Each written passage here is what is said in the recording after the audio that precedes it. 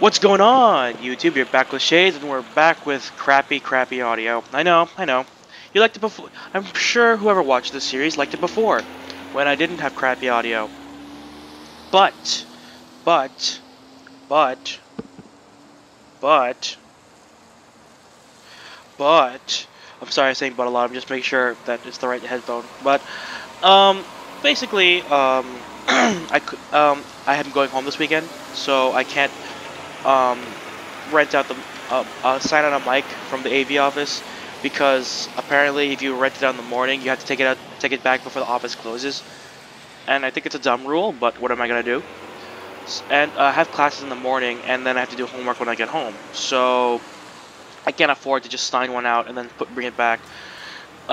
So I'm gonna try doing that in the future when I go home on weekends. Because I go home every other week, if I have nothing else better to do.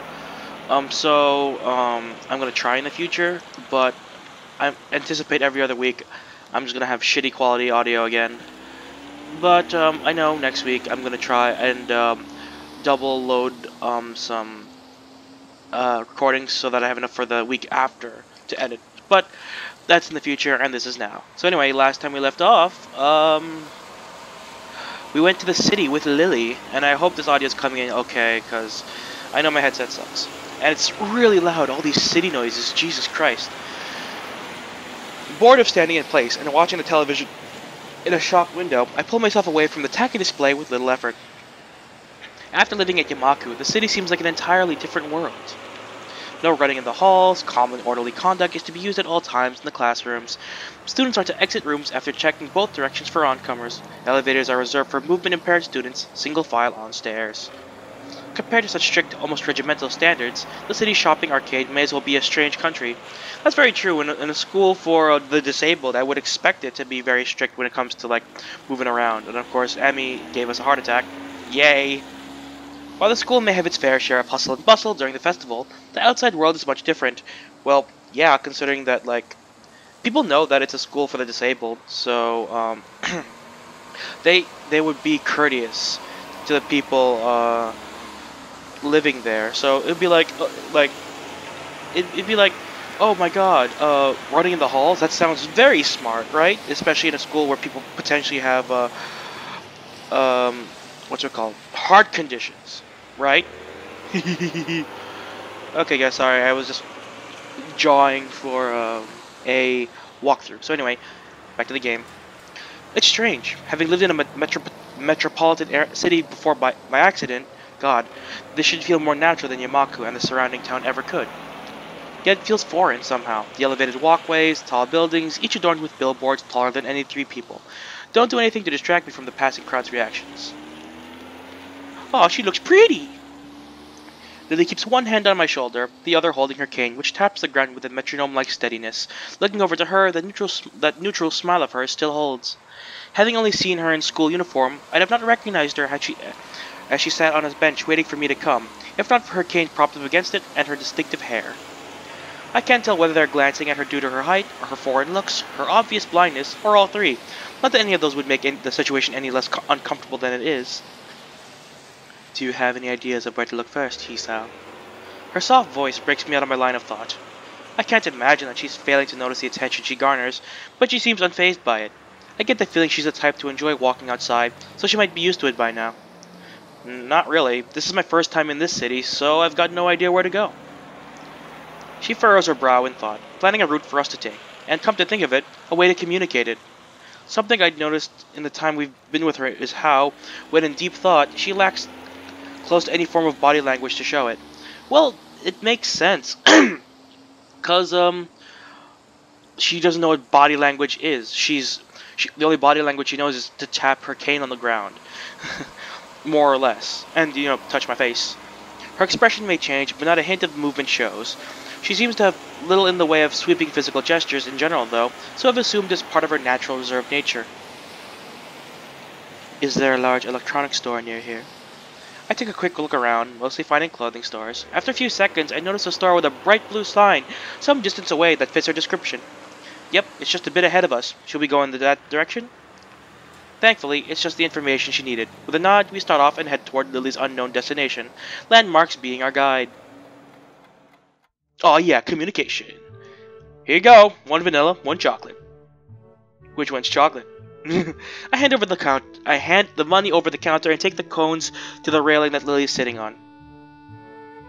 Hang on, guys. I got something. Sorry, guys. I just had to check something real quick. I had an update on something that I'm a part of.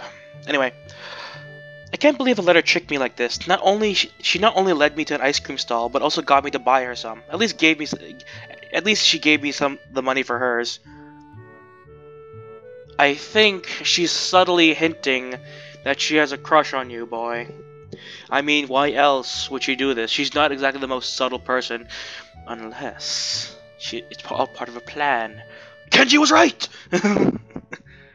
Sure enough, she's patiently waiting here, where I'd left her. I guess she was planning on making the day an event rather than a simple shopping trip. I call out to her and slowly place a vanilla cone in her outstretched hands, being careful to make sure she has a good hold of it before letting go. At least her tastes are fairly normal. I was worried she'd ask for some weird flavor when she first asked. Why? What part of her personality or character suggests that she would ask for a really weird flavor? Get me curried flavored ice cream. Like what? Like, well, I'm making assumptions what he was thinking, but still, what persuaded you to think that way? Here's the change. It's okay. Keep it. I moved to protest, but realized the futility of doing so over such a small amount. I slipped the coin into my pocket, supplementing my meager allowance ever so slightly. Lily shows no sign of wanting to get up, so I take the seat beside her and start eating my own ice creams. Ice cream's good. The summer weather's nice. Hopefully it'll hold out for a while. I forgot, in Japan they have school year round, and then they have, like, the longest break is the summer break, but that's probably around a month, I think. I am very, very ignorant as to how Japanese schooling works, because I have no idea how they switch grades. But whatever. You too. I'm beginning to think I'm the only person who prefers winter. I contemplate her statement for a long moment. Yeah, I think you might be. I like winter too. Oh, she's pouting. Oh, she's so cute. It draws the intended reaction. She's cute when she's pouting. Still, I can't really imagine what's so good about winter. You can't go out without bundling up, and you still freeze anyway. I used to live further north, where there'd be plenty of snow to play in, so it's a little nostalgic. I don't like the heat very much either. At least you can wear a skirt, so don't complain about that. Was that a jab at, like, how he likes her clothes? I don't know. That was a little dirty line, Hisao. Jesus. She gave an amused giggle as we both get back to finishing off our already melting cones.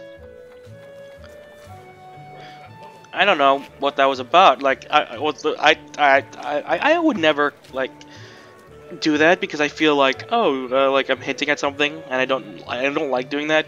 I often overthink what I should say to people, but still, like, why? I idly sit and watch the crowd going by as we eat, catching bits and pieces of conversation.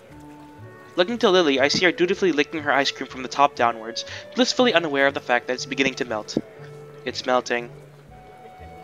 Where? Down a bit? She lowers her mouth from the top of the cone, but has no idea of exactly where the ice cream is dripping. What follows is a game of guiding her left and right until she finally finds it. To a onlooker, it must seem absolutely bizarre. A girl with her eyes closed, turning her cone over and over, as a guy next to her gives instructions. A strange variant of childhood blindfold games, maybe. In good time, we finally finish our treats and while away the time conversing casually. Caught mid-sentence, Lily perks her head in her trademark manner. It's an unmistakable sign that something's caught her attention. What is it? It's Akira, somewhere over there. I think I heard her. I raise an eyebrow as looking in the direction she's facing, somewhat doubtful of her ability to pick out Akira's lone voice in the din. Hello, blind. Sure enough, though, a blonde girl in a suit can be seen through the tiny gaps between people walking every which way. I raise a hand and wave, trying to catch her attention. Sato! Hey, Sato! She stops in her tracks and looks toward me, evidently noticing my calls. As she does, I notice someone walking beside her. I can't get a good look at whoever it is, though, before the two begin walking towards where we are. As they reach us, Lily and I stand and dust ourselves off. Akira? Hey, you two! What is this? What is this? She nods toward me, a gesture which I quickly return. My gaze shifts toward the young girl next to her, and our eyes meet. As I do, Akira plops a hand onto her head, a move which doesn't seem to faze her. I don't believe we've met. I'm Hideki. I don't know how to pronounce it. Hideaki? I don't know. Pleased to meet you, Hisao. A guy's name, huh? I guess I dodged a bullet there. He bows, somewhat restrained, by Akira's hand being on his head. Is this her boyfriend? Jesus Christ, their genders look flipped. Akira looks like the guy, and he did.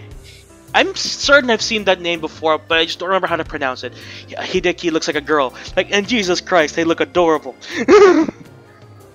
Oh, Hideki's here too. Are you well? Akira's been taking very good care of me, thank you. Akira grins as if to affirm the point and rubs his head hard, dragging it into a circular motion. His dreary face during this is somewhat amusing. Uncle's out on business again, so I'm just taking him around town for today. Since they're side characters, and I'm trying not to give them voices because super difficult. I'd prefer to be spending the day on a date with my boyfriend, but... So you do have a boyfriend! Just not him. But it looks so cool! Hideki gives a cough and tries to redirect Akira's thoughts. As he does so, though, I find mine wandering. Are they related? And further, as first cousins, I suppose that explains why she's taking care of him in any case. Come to think of it, Hideki, how did you know my name? Akira told me. Being a Yamaku student, I suppose you're disabled in some way. Not everyone in Yamaku's disabled. Which I only learned a handful of days ago. I gave silent thanks to Shizune and Misha for their stream of information about how the school works. Yeah, cause I was thinking everyone was disabled, like Hisao did, but the strange part was I couldn't figure out what Misha's disability was, and I just thought oh, does she have a disability of some sort? And I was trying to analyze her as best I could, couldn't find one, and now I know. Because of them, I found out that since the school will accept practically anybody suffering from non-mental disabilities, it doesn't discriminate against healthy people either. It seems unlikely that many in good health would enroll there, though. While the standard of education is pretty high, it's extremely isolated and very much focused on helping disabled students. I wouldn't mind going there. I mean, high education is kind of cool, and I like the atmosphere of that place. If I was able to go through high school again, I'd go there. Of course, I don't speak Japanese, but hey, you're dodging the question. Damn, he's sharp. Before I can say another word, though, he decides to take a stab at himself.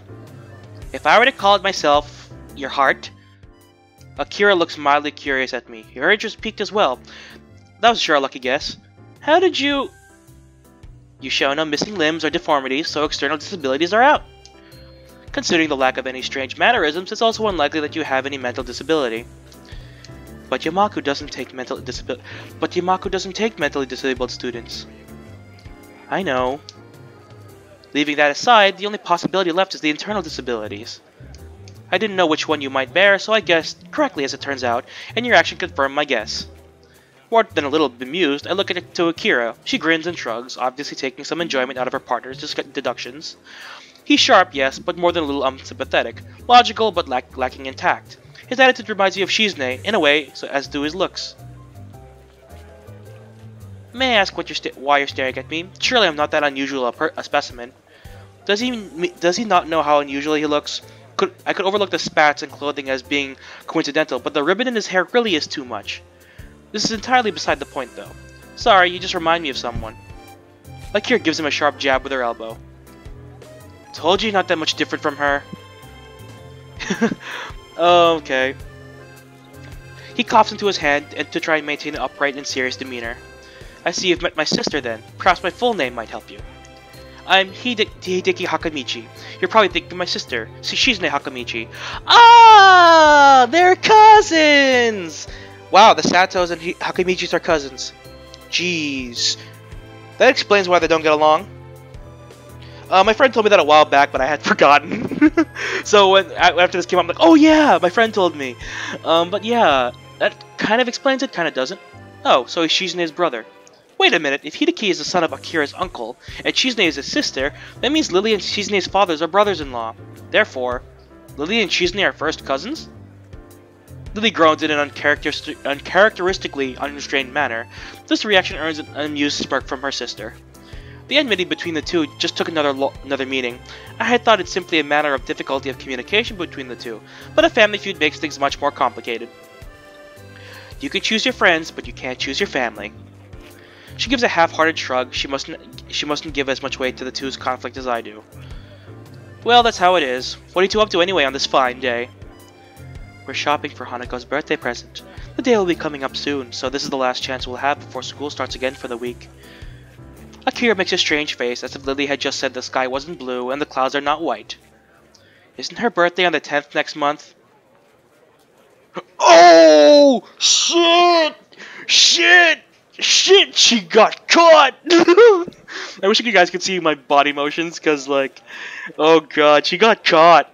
Yes, why? Is something wrong? Akira's face seems to collapse in an utterly unbefitting expression for someone so rowdy and headstrong. The folks didn't call you yet?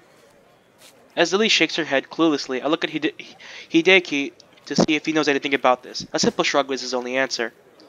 For a moment, Akira ponders what to do before smiling once again. The fact that she can hide her emotions so quickly and effectively is unsettling. Hey Shorty, sorry, but could you hang with Hisao for a while? He nods and waves her off, Akira placing an arm on Lily's shoulder as she guides her away and out of earshot. And so I'm alone with Shorty. So, nice weather, isn't it? Wow! Of all the things to go toward for a small talk. It seems so. I guess they dumped us. Indeed.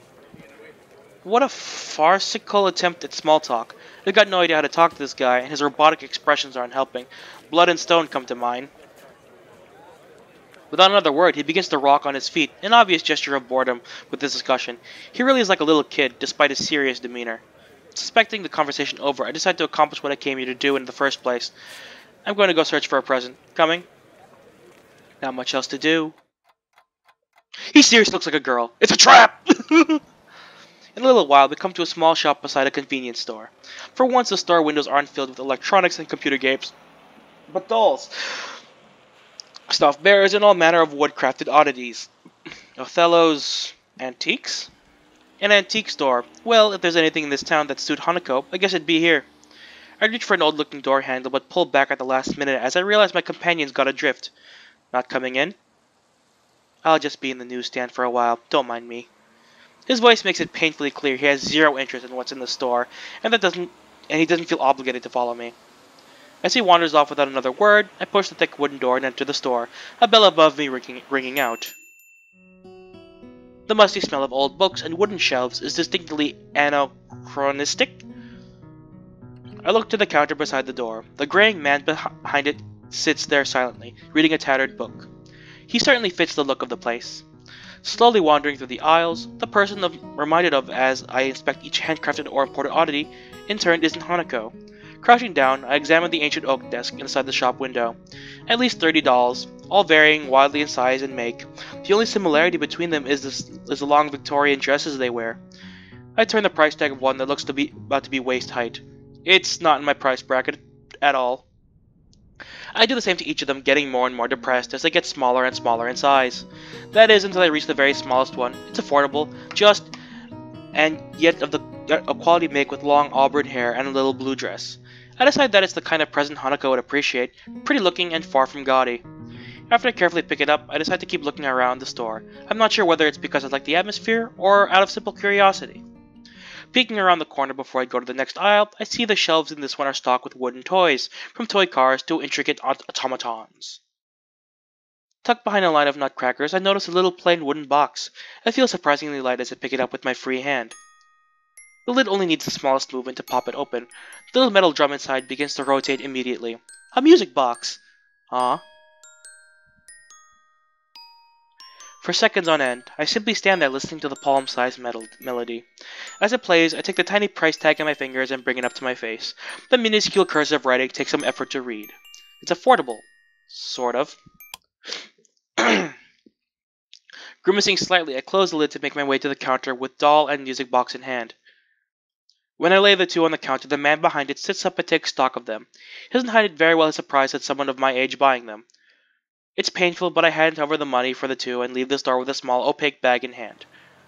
Hideki, I'm just gonna pronounce his name Hideki. I have no idea how to pronounce it properly. Being there takes me by surprise. Oh, hi. I thought you'd be at the newsstand.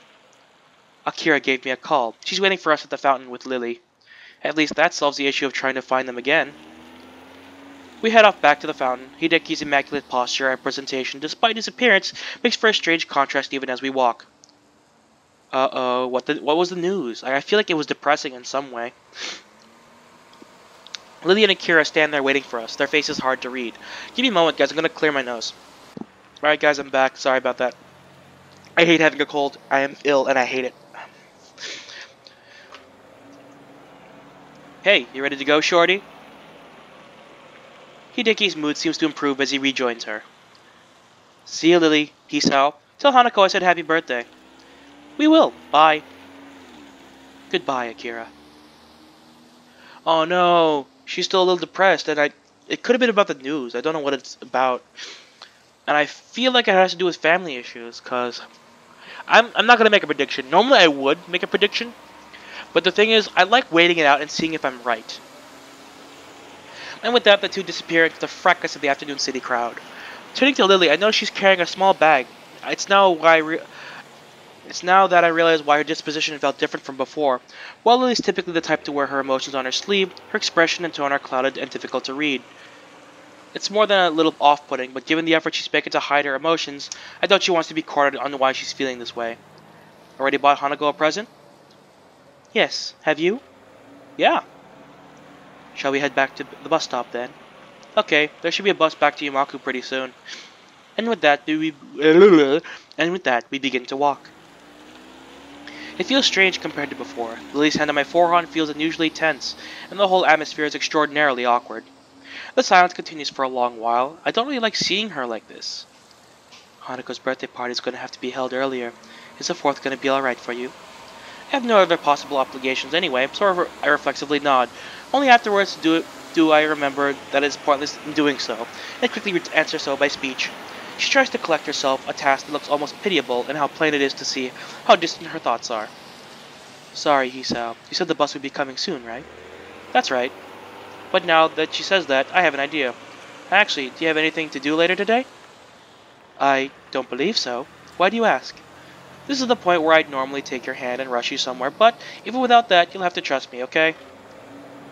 I take her hand and gently lead her on, her distant face replaced by one of mild surprise and curiosity. Yay! As the waitress sets a cup of tea and cup of coffee that I ordered onto the table, I thank her before she takes her leave. Truth be told, I really lucked out in finding this cafe. I didn't really know where I was going. Rather, I was just looking for any cafe that looked relatively nice. Having managed to recover a little, Lily tentatively sips at her cup as I take a long gulp of coffee of the in front of me. As I hoped, her face lights up as she realizes what flavor it is. Ah, this is wonderful. Hisao, how did you know that this was? I had asked her for French vanilla black tea, hedging my bets on that it would be her favorite flavor, or at least the one she liked. While I don't know much about tea, it sounded like one she might appreciate. On the basis of her liking vanilla ice cream, a tea connoisseur I am definitely not. It was a lucky guess. You really like tea, don't you? She puts her teacup down and gives a tiny nod. That familiar small smile thankfully perched on her face once again. I actually have no idea what the difference between any tea is. Like, I'm pretty sure I would know if I had them side by side. But like, if I have like one cup of tea in front of me and drink it, and then finish it, and then have a different cup of tea, I probably would never notice the difference if you switch flavors on me. Excuse me. Drinking tea is calming, I think. With the amount you drink, are you sure you're not addicted to it? Caffeine addiction is pretty common nowadays. Did I ever say I wasn't? She lets out a giggle as my head drops. We all have our vices, I suppose, and there are worse things to be addicted to. French vanilla black tea, huh? I'll have to remember that. For a while, we both silently drink. It's comforting to have someone someone like her nearby in such new surroundings, even if it's just the two of us sitting in silence. Whoops, Freudian slip. I said I like. Whoopsie. I begin to wonder if this feeling is the same for her, until she sets down her cup. Hisao, do you mind if I ask you a slightly odd question? That depends on the question, I guess. I was wondering what your favorite color is. Everyone has one after all. I almost replied before realizing why the seemingly mundane question is actually quite strange. My favorite color? But She gives a pouting look, wanting me to answer anyway. While the answer seems unavoidably wasted on her, there isn't any harm in giving it. I've always had a thing for green. I'd say it's my favorite. Green, is it? What things do you think of when contemplating that color? I suppose grass fields and trees in summer. The army as well, with camouflage. Men always seem to like the military. But that sounds like a nice color. A very nice color. She nods her head a little, as if approving of the choice. Considering how foreign the concept of color is to her mind, labeling it by association seems reasonable enough. If everyone has a favorite color, then what's yours? White. I'm told that it's the color of snow and of ice cream. You know better than me then, if you only like that color because of a favorite food. I guess white's nice too, though. And speaking of colors, it'll be getting dark soon. Let me help you up. Lily offers her hand, which I take in mine, to help lever her up from her seat at the table. Its softness compared to mine takes me off guard, as I'm really not used to such casual contact. It doesn't seem to bother her at all, though. While it seems obvious why, it feels like just one more ladylike aspect to her. As her hand moves to her pocket, I quickly cut her off. Don't worry, I'll pay for this. Oh, thank you, Hisao. She gives an earnest smile at the gesture, a reward much greater than that of her words. So cute, so cute, they're so cute. I swear, I'm just gonna fall in love with every possible ship that Hisao has. Oh god. Oh, my soft heart. By the time we step off the bus, it's well and truly dark. We make our way up the hill in silence, both of us behaving a little awkwardly, probably because of the day's events. While I'm still concerned over Lily's withdrawn nature after meeting with her sister, the fact that I managed to cheer her up even slightly feels like a personal victory. But it feels like the air between us has changed. Maybe it's only a bit, but it's something I don't like either of us realized before. That was a date, wasn't it? Was it? Okay, guys, I'm just gonna quickly show my face a little bit. Give me a moment. Okay, guys, here I am. Is this only gonna be temporary? As I don't like showing a face cam in this. But I was like, is it? A little sly smile from me. But anyway, bye bye. It was. It doesn't elude either of us. The question's answer being so self-evident as to be rhetorical. Awkward as it may be, I don't think this feeling is bad. In fact, quite the opposite. I don't know what it is. I certainly can't be sure, but it feels like something a little more than friendship. God damn it. Oh, yeah. I don't know why I'm making weird faces. Anyway, I'm going to finish this conversation, then I'm going to end the part. Understanding? Empathy? Searching for words to adequately describe it is difficult. Nonetheless, would you like to do this again sometime, Lily? Without shopping for presents? The tentative question is met with the same look from Lily as before. Her pale skin makes a rosy tint of her cheeks just slightly more noticeable, and her face, though still pointed to the street ahead of hers, lowers just a little. Oh, she blushing. Okay. Okay. That's the part, guys. I'm sorry. I'm sorry I have to end it on such a really key moment, but it's got to be where it is. Anyway, thank you all so much for watching. I hope you liked it. I hope you liked this. I hope you liked it. If you like this video, hit the like button. If you want to see more videos from me, hit the subscribe button. And you are now exiting the Shadyverse. My name's Shades, and I hope you've enjoyed your day in the shade. See you guys later.